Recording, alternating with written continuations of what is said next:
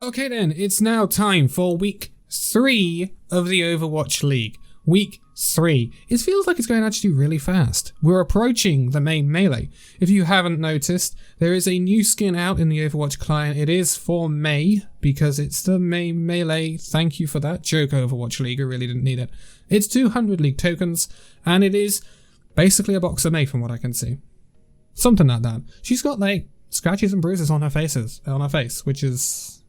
yeah, interesting Overwatch. So make sure you grind for your tokens on the Overwatch League production? That's not the word I was looking for. Broadcast, so that you make sure you get those skins, or that skin. Anyway, we are going to go into the fixtures that we're going to see this weekend. There are a massive amount of fixtures this weekend, simply because we're going to have the regular week fixtures, and then we're going to have the start of the main melee knockout stages. So there's going to be a lot. I believe there are 20 fixtures this weekend, something in the region of that. So yeah, it's going to be very, very, very busy. Anyway, I don't know why. I'm just not completely talking properly today. Anyway, moving on. We are actually starting today. Yes, today, when this video is uploaded. Thursday, April the 29th, 8 PM, we will be seeing the Paris Eternal take on the Atlanta Reign. I've predicted a 3-1 win for the Atlanta Reign. I think all round, Atlanta Reign should be better, although Paris Eternal will inevitably put up a fight, because that's what Paris Eternal do. I think Atlanta Reign should have too much for them here. However, it is not out of the realms of possibility that Paris could turn on they could turn on the Reign and get a really surprise win. But it may not happen. It may not happen. But Paris do have this fight in them that could catch the Atlanta Reign off guard.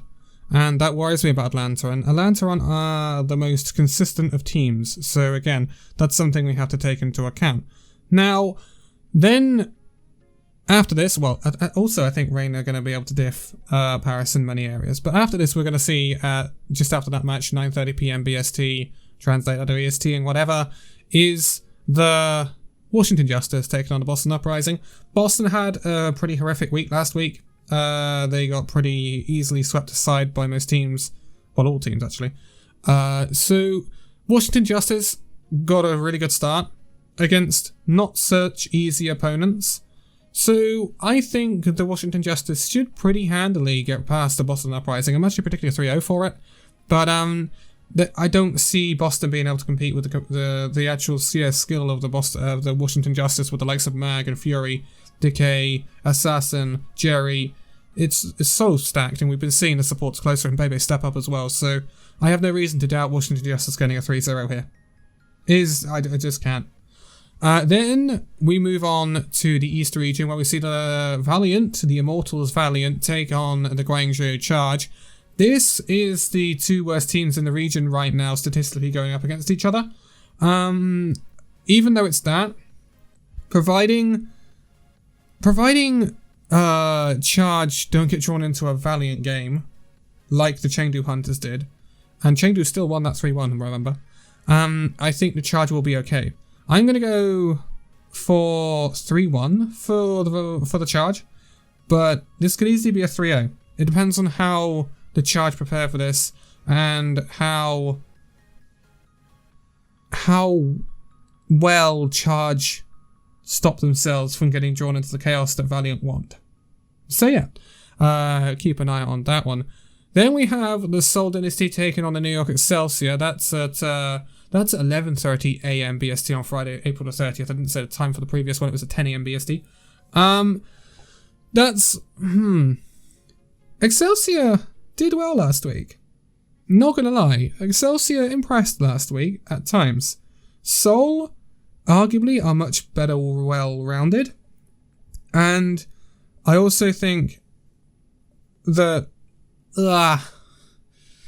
Seoul are a tricky team to predict. And therefore, I'm not sure if Seoul might slip up here. They might slip up. But then again, they might not. So I'm going to go for a 3-2 for Seoul. I think New York can make this very, very close. But I still think Seoul are going to creep out winners in the end. It could go the other way. If Seoul really turn up and get their job done, then, you know, it'll be Seoul, right? And that's what Seoul should do. So, it's just so difficult to predict Seoul at times, but I am going to go for the 3-2. I still think, in any case, Seoul should be winning over New York, but that's what we see on paper, and with Seoul, very often we don't get what we see on paper. At 1 PM BST on Friday, we see Shanghai Dragons take on the Hangzhou Spark. Big changes at the Spark coming up. We've seen them oust Padron as head coach, bring in Mentalist as well. There's some changes going on at the Spark. There's also been some leaks that they may also lose a bunch of players, including MCD and Takoyaki. Bad week for Spark last week, 0-2, and they must win, because if they don't win, if they don't beat Shanghai, they won't be making it to the main melee. I don't think that's going to happen, however. There's too much disruption at the Hangzhou Spark, there's too much up in the air, so I think it'll be a 3-1 for Dragons. I think Spark, it depends how they hit the ground running. I'm expecting Gujue to play a heck of a lot. Like, with this new coaching lineup, I'm expecting Gujue to play a lot, but I still think Dragons are going to have way too much for this Hangzhou Spark side. So 3-1 for the Dragons, in my opinion, on that one. That'll be the last for the East on Friday, because then we will go to much, much later in the day, 8 PM BST. We will see Boston Uprising take on London Spitfire. So, this is a really difficult one to call, because this is two teams that completely flopped last week. London, with their over-aggressive style, got punished a lot, and their lack of hit scan prowess. Boston just weren't it, Chief. There's not much else you can say about Boston when it comes to that. They're just rough a lot of the time. So this could go either way. It depends which one's more Papega, perhaps. So I've gone for a 3-2 for Boston, and the reason I've gone for 3-2 for Boston is of individual skill. I think Boston outdo London, and I don't think there's I thought there would be better teamwork for London, and there kind of is, but, well, it's not the right teamwork. They're too aggressive, and then they're getting called out and things like that, so it's slightly worrying for London. Boston's just chaos. Like, very little in terms of complete direction, whereas when you see the likes of Washington and Dallas play, people like that, they've got the quality, but also they've got the team coordination now to run over people. And they're not fighting off different fights and things like that. And it's just so messy when you watch Boston at the moment. That could be ironed out in the future, though. So I don't think it's going to be the highest level of Overwatch you're going to be watching. That's for sure. But I think it will be close, but I still think Boston are going to win out. I don't see London winning any matches at the moment, to be quite honest. Then we've got the San Francisco Shock taking on the Florida Mayhem at 9:30 PM BST on Friday. I got there in the end. I think there's potential for an upset here. I also think there's potential for a big, snapback from San Francisco. I've predicted 3-2 for San Francisco because I think Florida are quietly good. If Shock have fixed their feeding problems with their supports, especially FD God, and they've reined it in slightly, then I have a lot more confidence in the Shock than I do now. That's the big issue for me. But if FD God continues in the vein in which he played like he did last time the Shock played, which was in week 1, then I have worries, shall we say. So yeah, that's kind of where we're at with the Shock. I still think they will win that one though in the end. Then we have Toronto Defiant taking on Washington Justice at 11 PM that day. Washington Justice should win this one, because Washington Justice has seemed much better than the Toronto Defiant. I think Toronto will take a map, don't get me wrong. I don't think Toronto Defiant are a terribly bad team, but Washington are just so much better. They've got a better tank line, they've got a better support, well, not a better support line, but they've got a support line that's achieving just as well, and they've got a better DPS line in my opinion as well. So I think Washington will just end up diffing Toronto in the end. So I think 3-1 is a pretty fair prediction for that one. Then we move on back to the East region on the Saturday, May the 1st. Yes, May the 1st. We're into May now. Anyway. 10 AM BST. This will be Soul Dynasty taking on the Los Angeles Valiant. Immortals Valiant. Pardon my bad. This should be a 3-0 for Soul. Like, Soul, come on, please don't drop a map. You shouldn't be dropping a map against the Valiant. This shouldn't be happening. So this should be a 3-0 for Soul, and that's what I'm predicting. No, there's no excuses here, Soul. Get the job done. Then we got Electric Boogaloo at 11:30 AM. This is Guangzhou Charge taking on the Hangzhou Spark. This could be a weird one, because it depends what state the Spark are in after issues in the back room and with their coaches. It depends whether these changes have improved the Spark or whether there's going to be a period of uncertainty for the Spark. If there's going to be a period of uncertainty for the Spark, then Charge could benefit from that and get a win.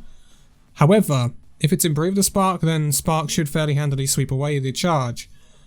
I'm going to go, and it's very hard to predict, I am going to go for a 3-1 victory for the Hangzhou Spark. I'm going to go with what we know about these teams right now, and in my opinion, Spark are the better team.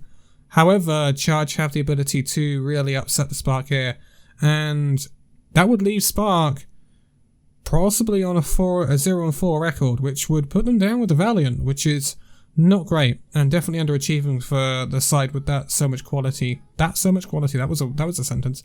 With so much quality on their side. Last game in the East for the lead up to the May Melee will be the Shanghai Dragons taking on the New York Excelsior at 1 PM BST. Yeah.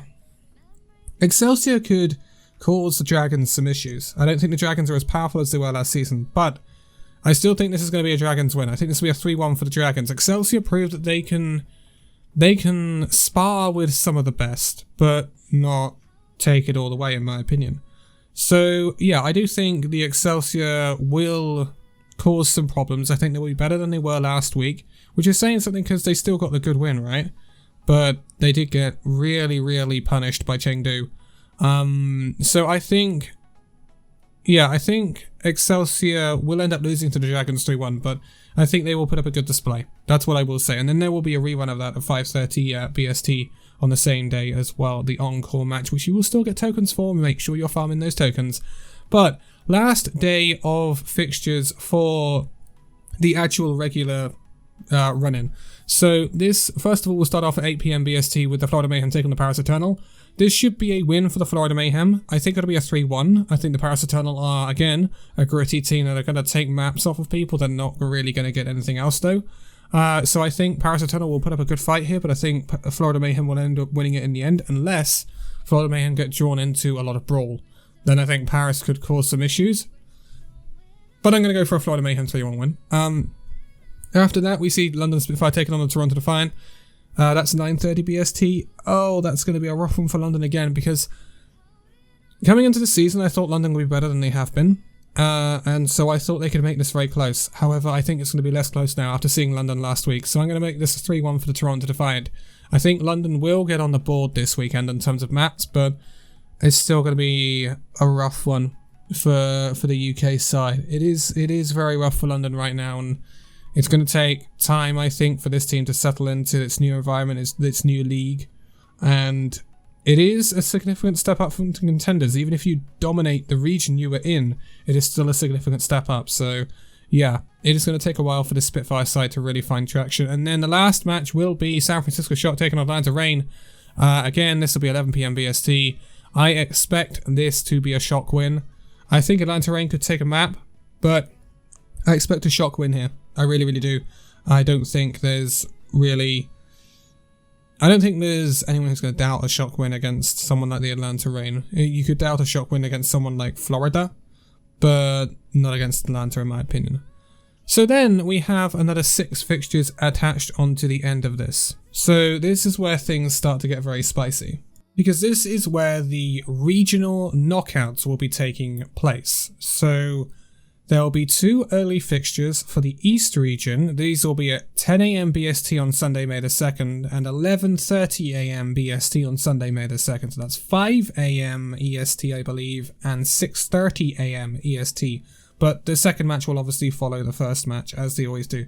This will be the East semi-finals to head into the tournament weekend, which will be next weekend. So this will be Philadelphia Fusion definitely appearing in this, obviously. And then there'll be obviously the other teams that qualify. I believe Chengdu have also qualified, but we're not sure which placing they're going to qualify in yet. So this will be the showdown of the biggest teams to head into the Intercontinental Tournament weekend. And that will be super interesting. And then after that, we have 4 matches on Sunday. That's 8 PM BST, 9:30 PM BST, 11 PM BST, and then 12:30 AM Monday. So that's 30 minutes past midnight BST. That's all following each other, obviously. That's 4 matches. That's going to be the tournament. That's going to be the regional knockouts for the West region. So that is where we are going to see the 6 teams come in. There will be quarterfinals, which will be the first 2 matches, and then there will be semi-finals where the first and second seeds come in. And the 2 winners of the semi-finals go on as qualified into the tournament weekend to face off against the East region. So that's how that works, and this is how this is going to be decided. So that means that in the unlikely event that we see someone like London somehow make it to the West region playoffs, or the West region knockouts, then if they want to go to the tournament weekend and they went on some sort of crazy run to do so, again, this can be counted for someone like Boston as well, then they would play 4 matches this weekend. That is rough. Not gonna lie. That is really, really rough. But that is the nature in which you put yourself if you don't have a good record. So yeah, that is where we're at with that. I can't predict those matches, obviously, because we don't know who are going to be there right now. But it's going to be super interesting. Make sure you keep an eye on your pick'ems, etc. Make sure you are farming those tokens for the May skin and your relative team skins as well. Make sure you're not missing out on that. Don't forget to be watching Contenders as well, because Contenders, you also get skins. Yeah, you get those Contender skins these days as well. And Contenders is mighty interesting all around. It's especially like EU, it's really close, and NA is really close right now. And Korea is in its knockout stages as well. So there's a bunch of stuff going on, and I urge you not to miss out. But it's going to be hotting up now as we go into tournament time for the May Melee. And then after that, we're heading into hero pools, etc., which is going to be super interesting as well. But I will be leaving it here for this one. All the socials for Illusion Gaming are linked in the video description. Follow the Twitters, etc. Also, my own Twitter is linked in the video description as well. Don't forget to join the Discord.